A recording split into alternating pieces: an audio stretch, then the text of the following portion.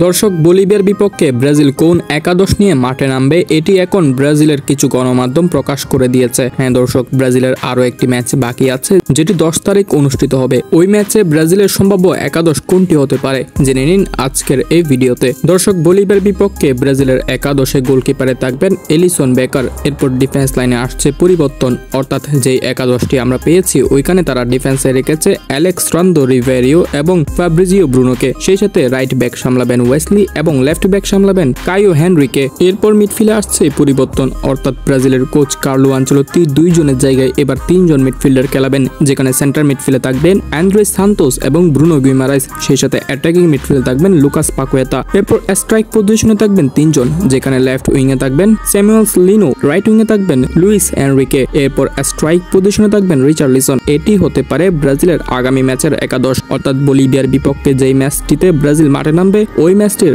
একাদশ হতে পারে এটি, যেখানে ব্রাজিলের কিছু গণমাধ্যম এমনই প্রকাশ করছে। দর্শক, এই একাদশ নিয়ে মাঠে নামলে কেমন হবে তা অবশ্যই আপনারা কমেন্ট সেকশনে জানাতে পারেন।